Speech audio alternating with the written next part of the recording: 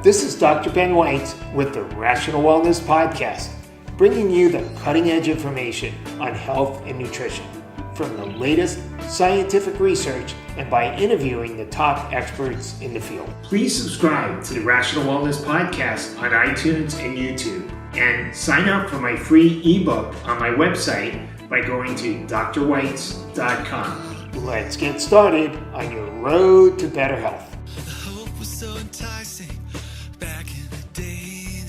Hello, Rational Wellness Podcasters. Thank you so much for joining me again today. And for those of you who enjoy the Rational Wellness Podcast, please go to iTunes and give us a ratings and review. That way more people will find out about our Rational Wellness Podcast. Today, we are going to talk about the early detection, prevention, and reversal of heart disease with our very special guest, Dr. Joel Kahn. If a patient has existing heart disease or has had a heart attack, a stroke, shortness of breath, or any other symptom of an existing heart problem, they should see a cardiologist before they do anything else. For patients who don't have a heart problem, don't have symptoms of a heart problem, early detection and prevention should start with a careful history and an advanced lipid profile, such as the cardiometabolic test from SpectraCell or the Boston Heart Lab that I often run, or the Cleveland Heart Lab, or some of the other great tests that Dr. Kahn uses, though there are many other tests like this on the market. Such an advanced lipid profile will look not only at the basic lipids, which are total cholesterol, estimated LDL, HDL, triglycerides, but will also look at LDL particle number and size, and specific atherogenic particles like Lp(a) and remnant lipoprotein. It'll also look at inflammatory factors like homocysteine, omega-3 levels, HSCRP, oxidized LDL. It's also important to screen for the risk for diabetes by looking at blood sugar factors like glucose, insulin, hemoglobin A1C, and it can also be helpful to test for some of the genes, such as the ApoE gene and some of the clotting factors. Dr. Joel Kahn is an integrative cardiologist and internationally known speaker and best-selling author. He has a very popular weekly podcast, Heart Doc VIP, and he's written 6 books, including Your Whole Heart Solution, Dead Execs Don't Get Bonuses, The No BS Diet, Big in Sex, The Plant-Based Solution, which I just read recently, is a great read, and Young at Heart by Design. Dr. Kahn's goal is to prevent heart disease by promoting a plant-based diet, exercise, healthy lifestyle. Dr. Kahn, I'm so glad that we met at the Anti-Aging Conference in Vegas in December and that you're joining me today. Well, thank you very much. Happy to beam out from gray and cloudy Detroit to, I imagine, sunny Santa Monica. No, it is raining like crazy. Oh, wow. Okay. Come to Detroit. Bring your bathing suit. We've had an unbelievable amount of rain. So since we're talking about preventing heart disease, what exactly do we mean by heart disease? What is happening in the body anatomically and metabolically? Yeah. So there's a very broad term that ranges from babies being born with congenital holes and defects to irregularities of the heartbeat. But for the purpose of this conversation, really for the purpose of your listeners, the one that should dominate 99% of the combination on heart disease, I just have a little model, is when our arteries, whether they supply our brain, our heart, our legs, our sex organs, our kidneys, become narrowed, become full of a term. People have heard the term atherosclerosis, which is basically Latin for gruel. Think a little bit like oatmeal or porridge. That's what the word means from its appearance on an autopsy. And that is not something we're destined to have happen. There are people that are 90 and 100 and don't have that process, and there are people, and sadly, they're in their mid and late 20s now. In fact, you can find teenagers, you can find the earliest trace. And we've spent easily 50, 60, 70 years in the scientific world trying to identify why that happens. We know a lot more than we did 50, 60, 70 years ago. In fact, in the late 1940s, it was just felt to be aging, inevitable consequence of aging. But then why does somebody 89 years old not have it if it's an inevitable consequence? So the reason that's important is that's the substance of strokes. That's the substance of heart attack. That's the substance of erectile dysfunction. That's the substance of progressive kidney weakening, which is no joy at all.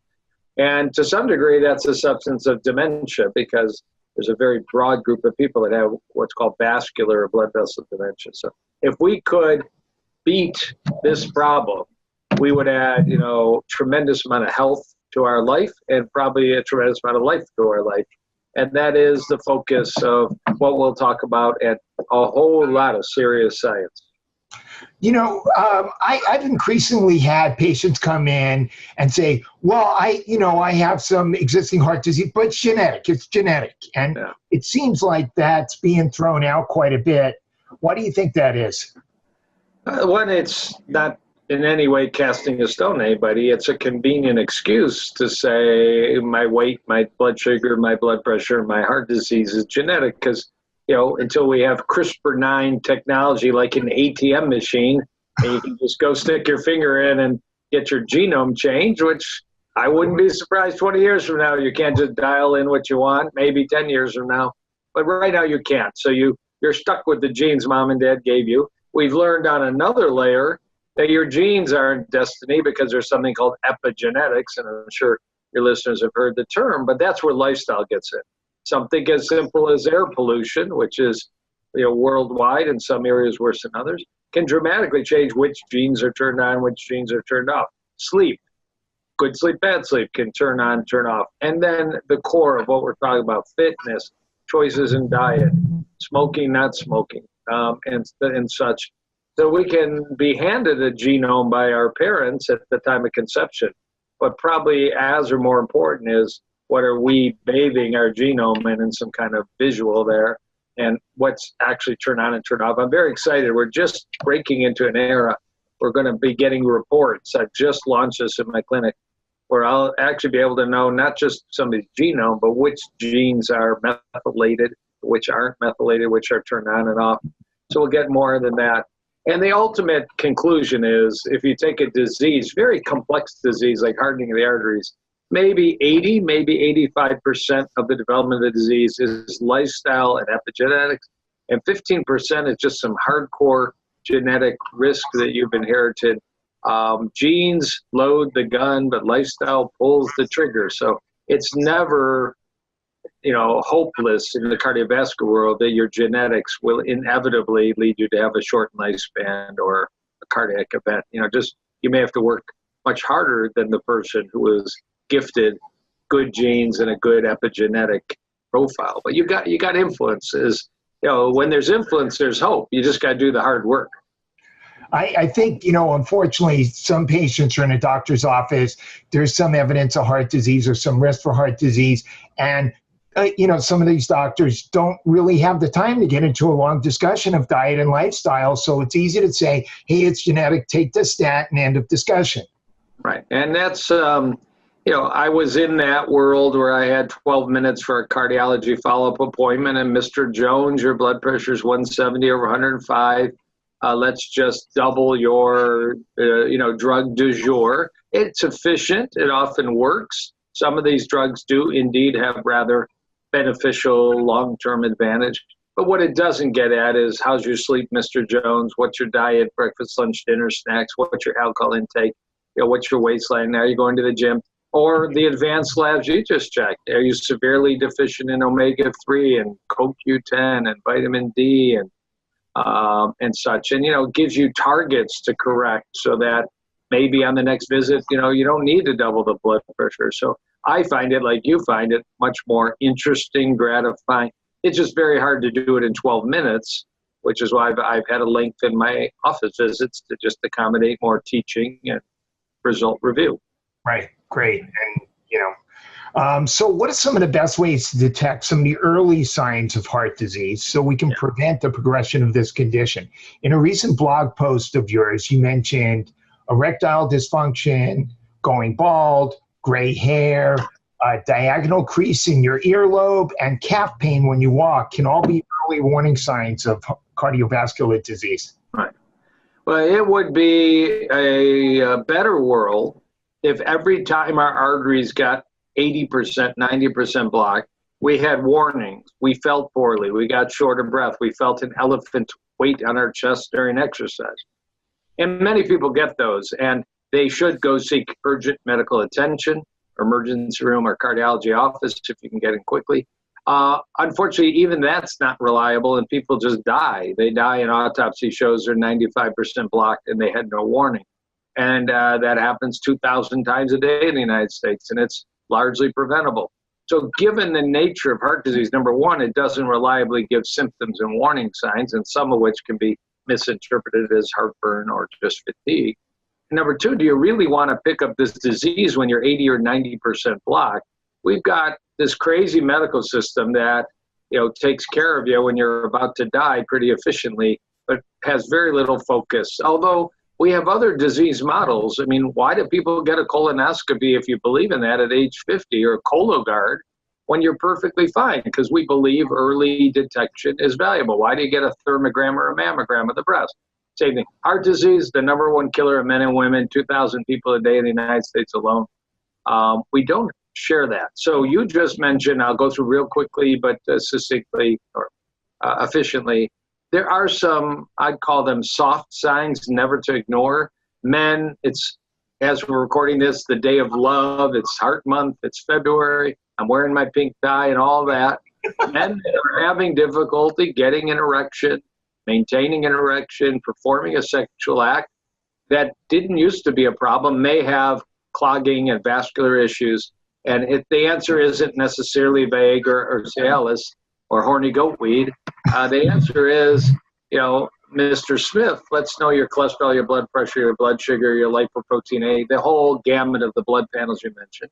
And let's make sure that this isn't a warning sign, not just of sexual difficulties, but of an impending heart attack or that could even be fatal. And the science says that should be performed, but sadly, family doc, nurse practitioner, you get a blue pill, you don't get blueberries and a blue lab slip to really dig deep.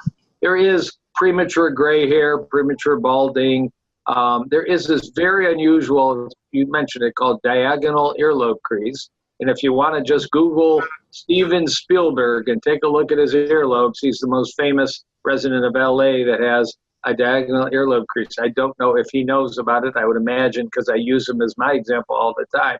Somebody by now has gone to his mother's deli in Los Angeles and said, check Steven's ears or something. But a physician in New York City 50 years ago identified, a very bright physician, Dr. Frank, that in my patients who have heart disease, I noticed this unusual physical finding. And he said, I think it's a sign of silent heart disease.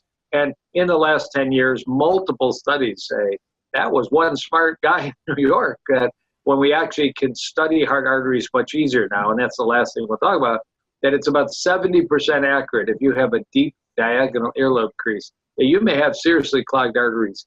Take it as a clue. Don't ignore it, just like erectile dysfunction.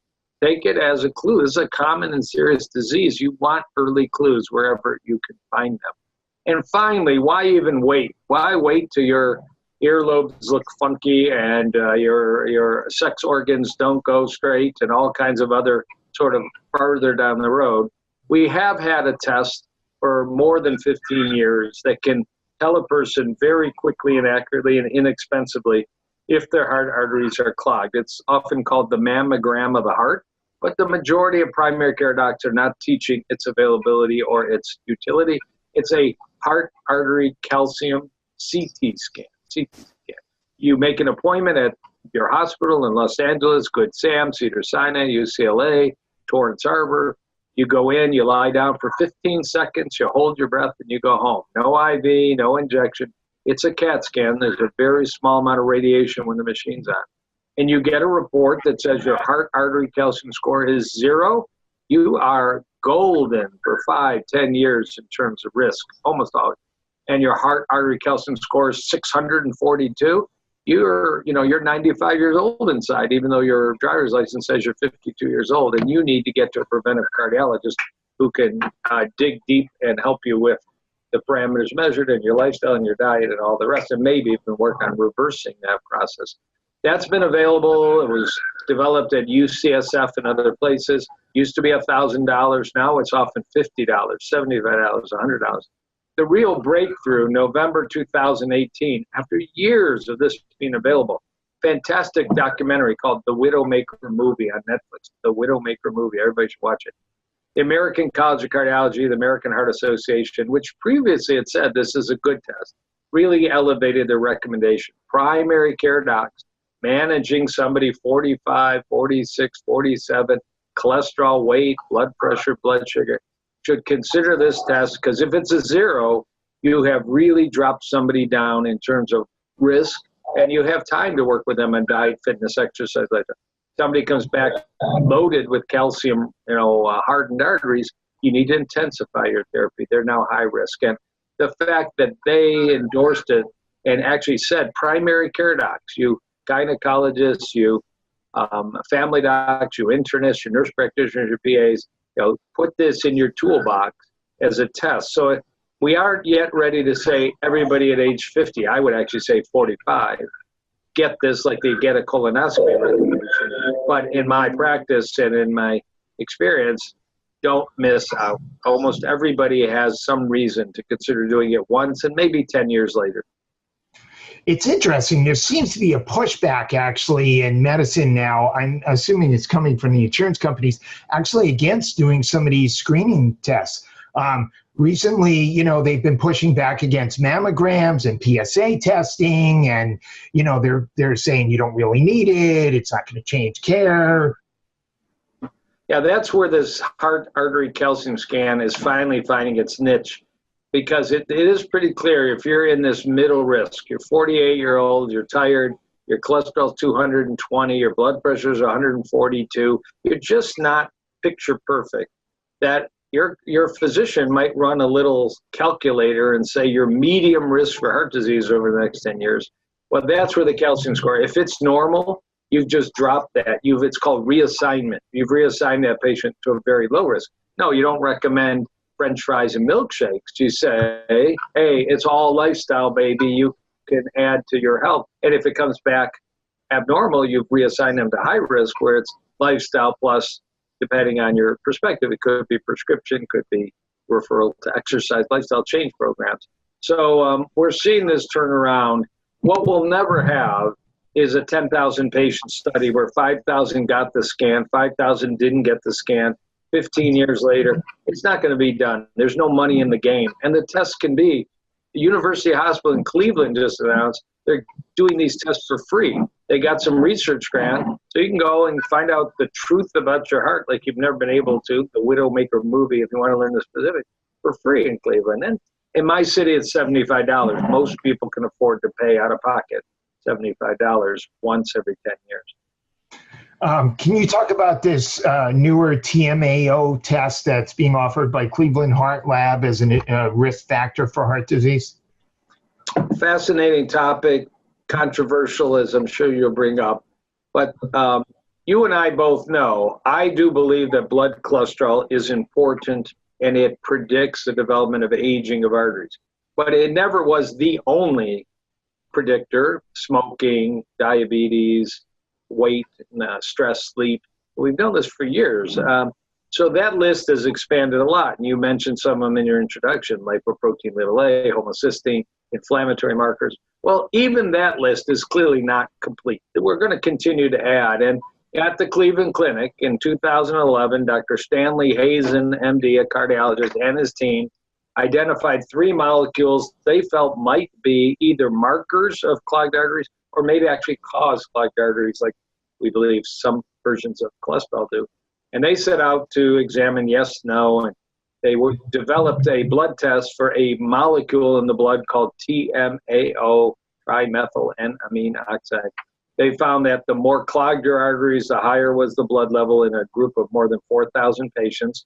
That's called an association. That doesn't prove, but maybe this is a good biomarker.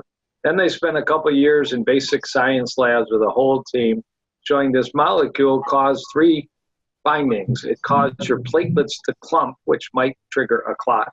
It caused your HDL cholesterol not to work well, which is not necessarily good for your arteries. And it caused your LDL cholesterol to get taken up into the wall of the artery more aggressively. So it seemed like, in fact, this was now possibly a cause of atherosclerosis. And they went on to show that it seems to be in the blood after a meal that includes a lot of choline from egg yolk and carnitine from red meat.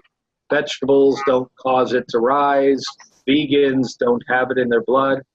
Then they showed that if you happen to be taking supplements, and they've done this mainly with carnitine supplements, it can also lead you to develop TMAO in the blood. And then the whole mechanism of absorbing choline, carnitine through some enzymes in the wall of the gut called lyases that convert those precursors to TMA, and the liver converts it to TMAO. It's this fascinating group of science, and in only 8 years, now there's way more than 1,000 papers. So what we do know, it is clearly a pretty good marker. If you're a diabetic and your TMAO is up, your prognosis is not as good as is normal. If you have congestive heart failure, if you have coronary disease, if you have kidney disease, it can predict the risk of brain disease.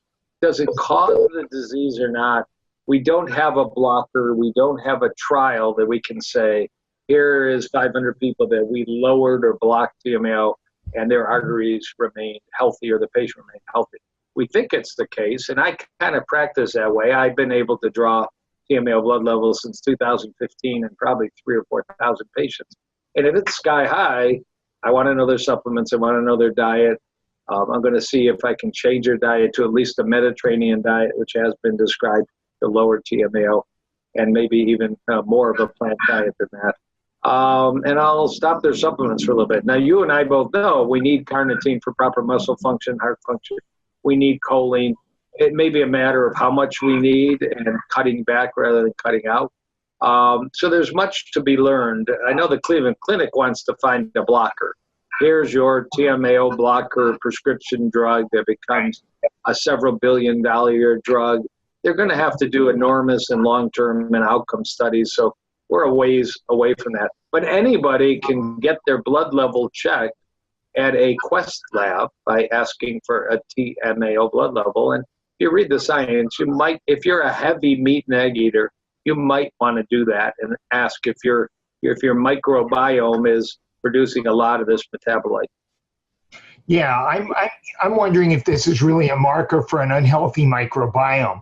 Some of the problems I have with this test is, one of the foods that most increases this is eating fish, and fish has been associated in a ton of studies with decreasing cardiovascular risk and other chronic diseases. And likewise, eggs, really, we used to think that they were really atherogenic, and it seems like all the studies recently really haven't shown that eggs increase your risk for heart disease. I know you don't necessarily agree with that, but a matter of maybe quantity. But yeah, the fish story is unclear, and it's just like there are only certain fish that are really rich in omega-3, like salmon, deep cold water fish. There's only certain fish that intrinsically in their flesh have TMAO, and if you eat them, your blood level goes up by a completely different mechanism than meat and egg yolk, because there's no metabolism. It's just you're absorbing TMAO. And I think it's very deep water fish, like some unusual fish on your plate.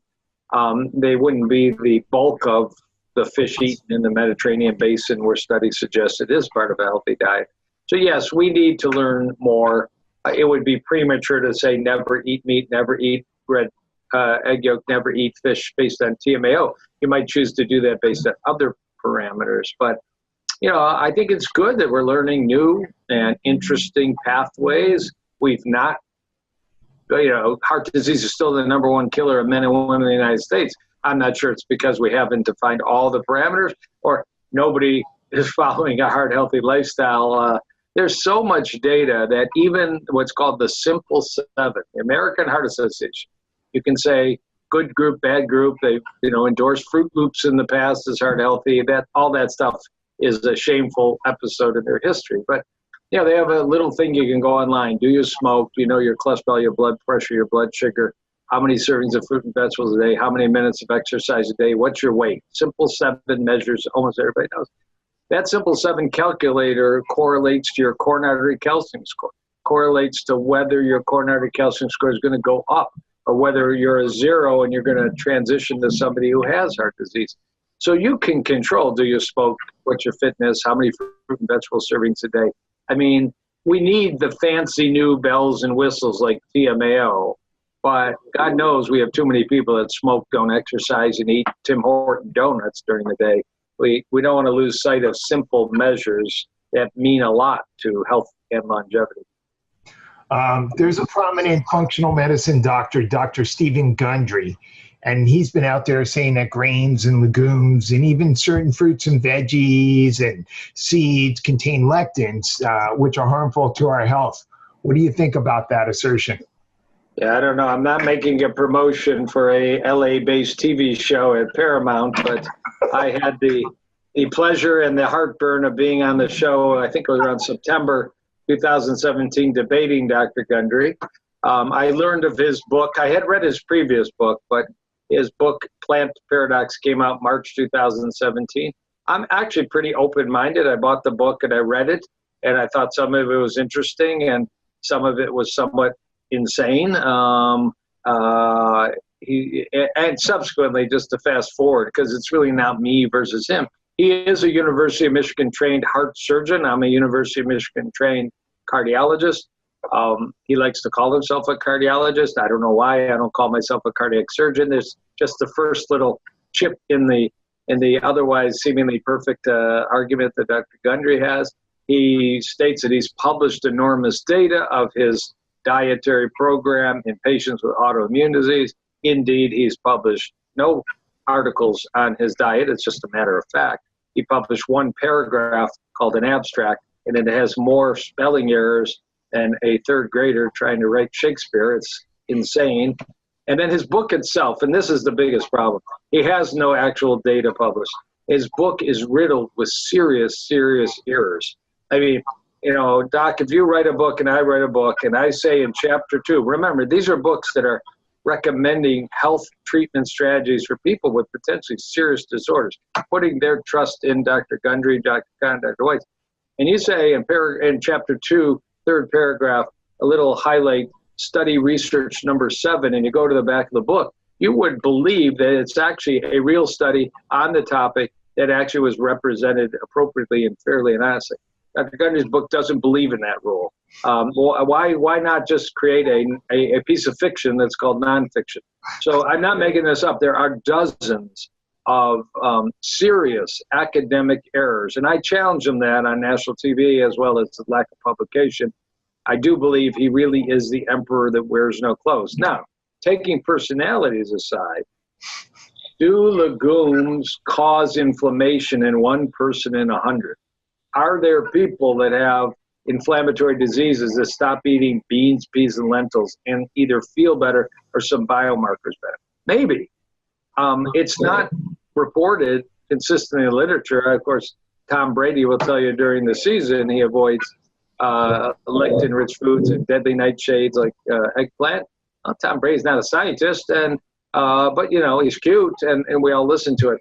The answer is we don't know. Have I ever recommended a legume-free, lectin-low diet to a patient with a serious autoimmune disease? I have. If they've tried everything else and they're struggling, you know, you do what you need to do. But it's way premature to recognize Dr. Gundry as the Nobel Prize winner for fiction and nonfiction, nor is it, you know, the flip side, of course, just to finish, is if you study longevity, which I know your patients are interested in, my patients are interested in, and you study the areas where people live to age 100 or more in excess, the blue zones, the single food group shared amongst 5 regions around the world that are very different is legumes. Beans, peas, and lentils are the central food of areas where people live long and healthy. Now, their water's better, their air is better, they exercise, their lifestyle is different. But to call these food groups killers, when indeed the science says the opposite, is just reason number 37. When Dr. Gundry comes on, you throw tomatoes at the screen. Was that subtle? Hey, that's it's. He knows how I feel. I've debated him several times in meetings and in the public, but yeah. He's got one big ass vitamin company, and you and I would like to be CEO of that enterprise. You know, the public is looking for quick fixes, and they're being misrepresented. Yeah, he tells a good story. I think the reality is if beans are properly prepared and cooked, that really inactivates most of the lectins. Yeah, right. Yeah, and it's like 10 minutes of cooking. So it's true. Don't eat raw red kidney beans. It'll upset your stomach. It won't kill you, but it will upset your stomach. Right. And, ricin comes from castor oil beans, and that will kill you. So, but anyway. So in my practice, when I had vegans who were overweight, I have found that a lot of people don't follow a vegan diet properly. It's very easy to follow a vegan diet and end up hardly eating any vegetables. They just end up eating a lot of processed and junky carbs. It's a real struggle, and I agree with you, and I'm on your camp. There actually is a study from the Harvard School of Public Health looking at cardiovascular disease, heart disease, that if you eat plant-based junk, they had a way to analyze your diet and calculate healthy plant-based diet, unhealthy plant-based diet. You actually did worse than the average American eating what seemed to be correlated as a unhealthy plant diet. And you did much better if you ate a whole food, healthy plant diet than the average American. So, that's what the word vegan to me is somebody who is into animal rights and the environment and is an ethical standpoint. But vegan food, Tyson just announced they're creating, meats and cheeses that will be plant-based. Tyson, the biggest producer of chicken products in America. I mean, the grocery store is going to be filled with non-animal products that look like former animal products. Doesn't mean they're healthy. It's actually probably ethically and for the environment a bit of a move forward. But my heart patients use the word whole food plant-based. I mean, it's got to look like the recent Canada food guideline plate, rich in fruits, vegetables, beans, peas, lentils, healthy sources of protein that can include, the beans, peas, lentils, organic tofu, tempeh, and such. It's not, a mac and cheese that happens to say vegan on it. That's not going to move you towards where you want to go. How do you get adequate omega-3 levels with a vegetarian diet? Because the best source of omega-3s is from fish and fish oil, and the type of omega-3s that's found in vegetables and plant foods is linoleic acid, and that has to be converted into the DHA and EPA, and that's done very inefficiently. Yeah. Although it's been reported on Twitter that I secretly go to Alaska with Dr. Ornish and Dr. McDougall and gorge on salmon once a year, and I'm not joking. That is the language of the beautiful world of Twitter, that we have our secret meeting, and I haven't done that. You're absolutely right. It's just fake news. Yeah, it's a challenge, like you, because you mentioned those labs. I do actually get blood levels of omega-3. There's a lot of data. The higher your blood level, the better your long-term brain health, and it may be the better your overall health span. There's a Dr. Russell Jaffe, you may know, of Perk Labs, that makes a big deal about an omega-3 blood level of 8% or higher for long-term health and brain health. So it's a challenge. And when the only people in my clinic that routinely have really good omega-3 levels either eat salmon 5 nights a week, or they're taking 4 grams of a high-quality omega-3 fish oil a day. And my meat eaters are low, and my plant eaters are low very often. And yes, it is important to try and get 2 tablespoons a day of ground flaxseed in, make some chia pudding, and use some hemp hearts on a salad, and eat walnuts as your preferred nut, because they and Brazil nuts are the only ones really rich in omega-3, and leafy greens. I'm a big fan of chlorella and spirulina, particularly chlorella. There's so many benefits to chlorella, detoxifying and cholesterol and blood sugar lowering.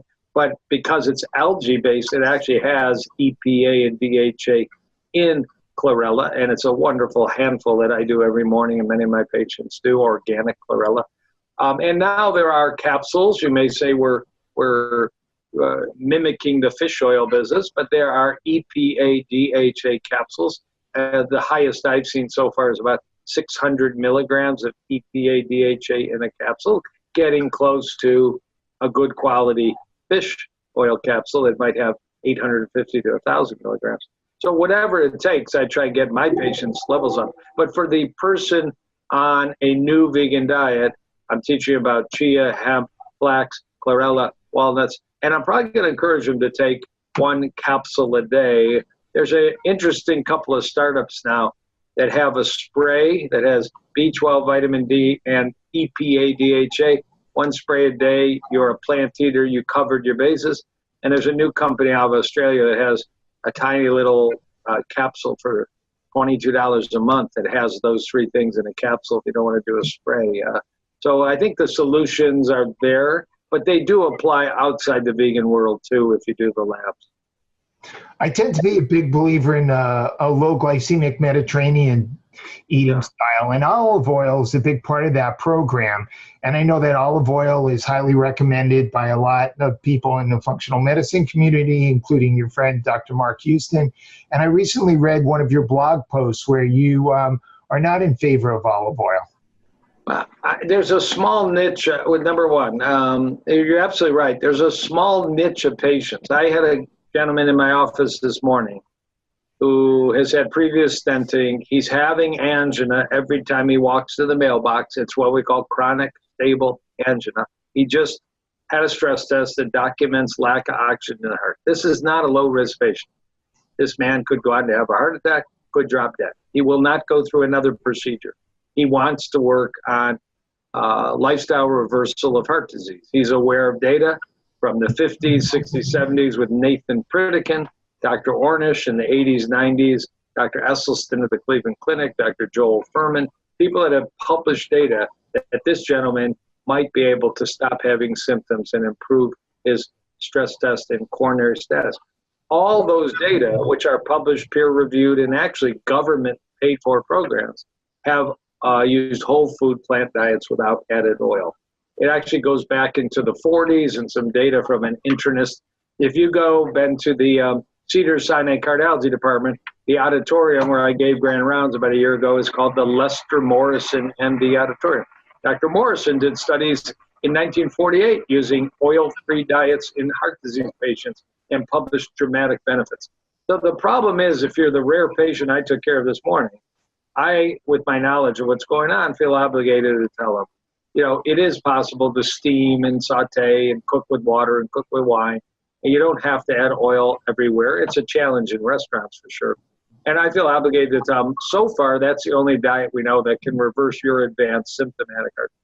When we're talking to people listening that aren't like that gentleman, is olive oil of a good extra virgin source better than lard? I mean, in my world, much better. Better than ghee? I would say yes.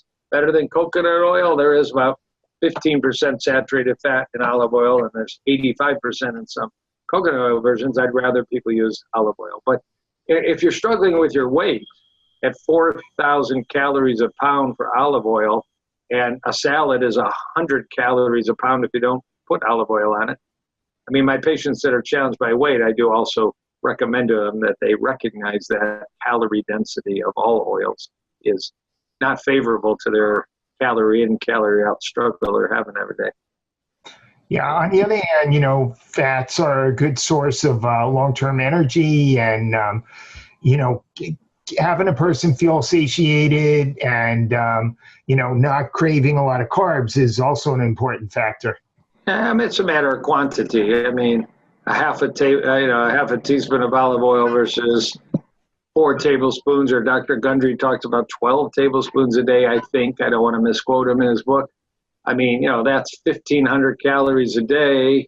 What else are you going to eat? Well, if you cut all your legumes out, I guess you might just make it on olive oil. But I think recognizing that, you know, the highest calorie density of any food source on our plate is oils, whether they be standard vegetable oils, extra virgin olive oil.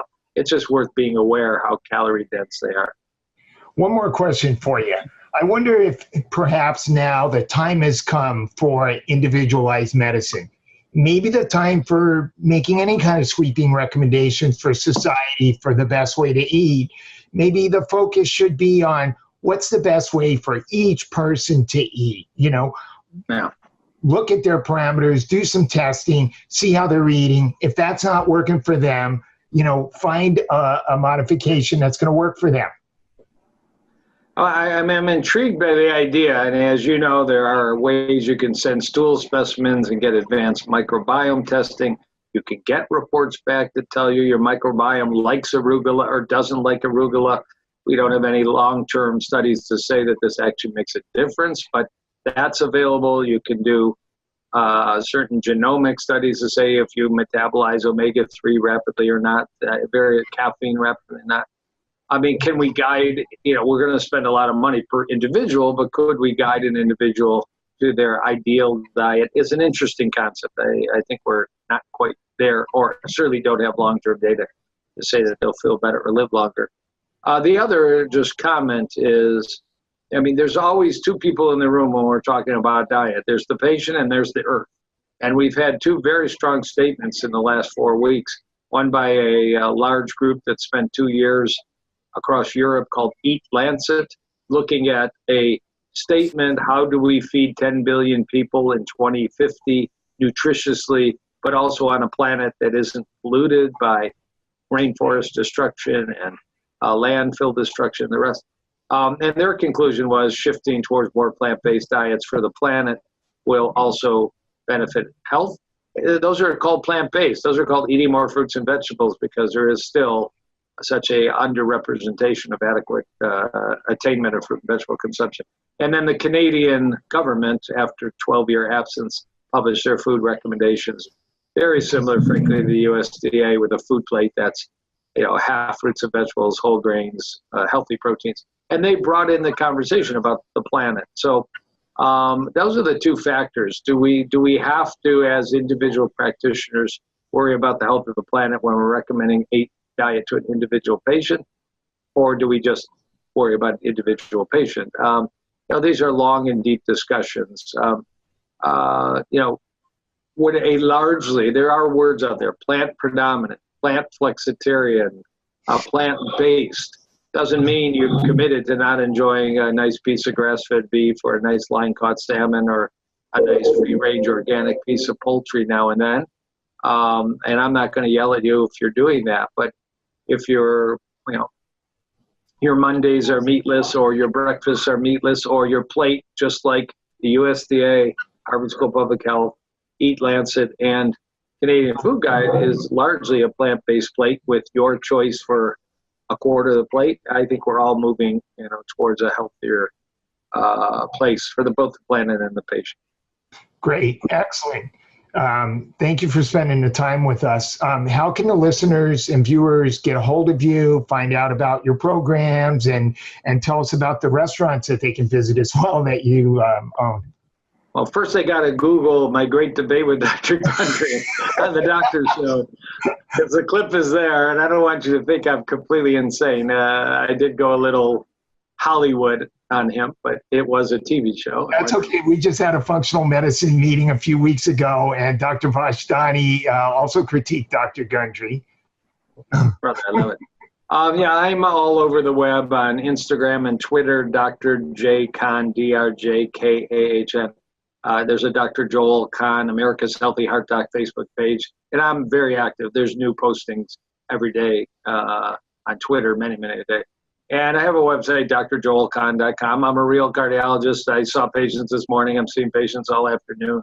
I see patients. I have a license in California and in Florida and Georgia. I see people from all over the world, really with the orientation, early identification, and early reversal of heart disease, so you're not a statistic of 2,000 people a day. So go watch that movie, the Widowmaker movie, and get educated on, what I call prevent, not stent. I did a lot of stenting in my day, and I know the field, but upstream medicine, that's what you do. Let's go upstream to the root cause and fix the problem before you're sick, old, and nearly dead. Excellent. Thank you so much. Thank you.